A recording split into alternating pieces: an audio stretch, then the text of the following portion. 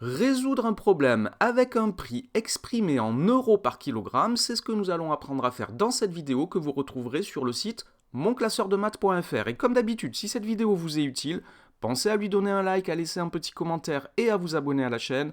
Ça aide au référencement de la vidéo et de la chaîne et moi, ça m'encourage à en faire encore plus.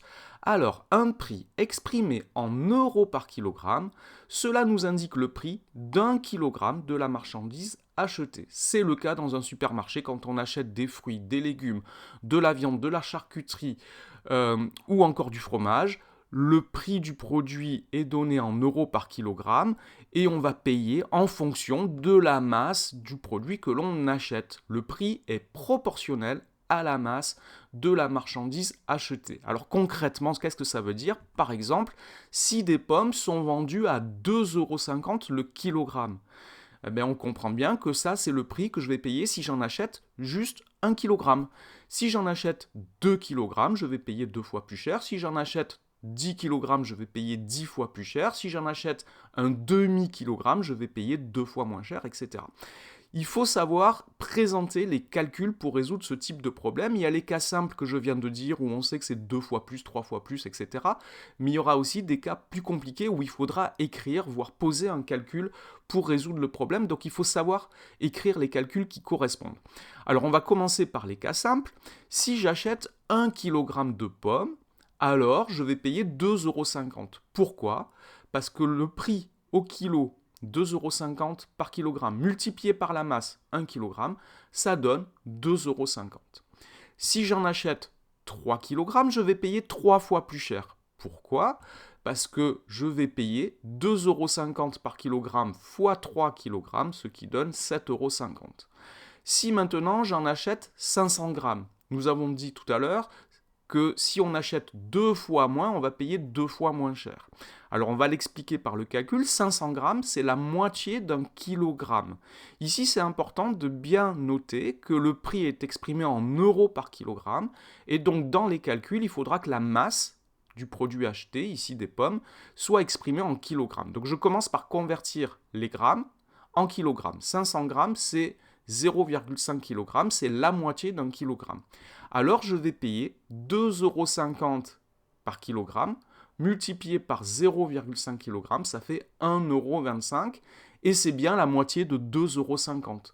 Si j'achète 2 fois moins qu'un kilogramme de pommes, c'est le cas ici, je paye 2 fois moins cher. Maintenant, un cas un petit peu plus compliqué où on ne peut pas forcément raisonner en disant j'achète 2 fois plus, 3 fois plus ou la moitié. Si j'achète par exemple 1,2 kg de pommes, alors là on va faire le calcul. Je vais payer 2,50 € par kilogramme multiplié par 1,2 kg, cela fait 3 €. Là on peut poser le calcul si on n'est pas capable de le faire de tête. Alors maintenant, on va résoudre un problème qui va reprendre ce que nous venons de voir, et ensuite on va voir un deuxième problème où on va avoir des prix exprimés en euros par mètre, parce que là on est sur les euros par kilogramme, mais on peut avoir des euros par mètre sur quelque chose qu'on achète en fonction de dont on paye le prix en fonction de la longueur achetée. On peut avoir des euros par litre aussi, par exemple. Alors le premier problème, le voici. Laura achète 600 grammes de fraises à 5,25 € le kilogramme, ainsi qu'un 1,8 kg de poire à 1,95 € le kilogramme. Combien va-t-elle payer? Donc ici c'est un problème, donc je dois rédiger ma résolution, donc je commence par écrire ce que je vais calculer, donc je calcule combien Laura va payer, et je vais détailler ici les étapes. Je vais commencer par calculer le prix qu'elle va payer pour les fraises. Alors ici, elle a acheté 600 grammes de fraises et le prix est donné en euros par kilogramme. Je dois donc commencer par convertir les 600 grammes en kilogrammes. Donc il faut 1000 grammes pour faire 1 kilogramme, donc 600 grammes est égal à 0,6 kg. Je peux ensuite effectuer mon calcul. Elle va payer pour les fraises le prix au kilogramme, 5,25 € par kilogramme, multiplié par la masse exprimée en kilogrammes, c'est-à-dire 0,6 kg. Et là, je vous laisse poser le calcul. Ici, ce n'est pas l'objet de cette vidéo, donc j'écris directement le résultat 3,15 €. Mais évidemment, si vous avez à résoudre un tel problème, il faudra certainement poser les calculs. Je calcule maintenant le prix qu'elle va payer pour les poires. Alors ici, la masse est exprimée en kilogrammes, 1,8 kg.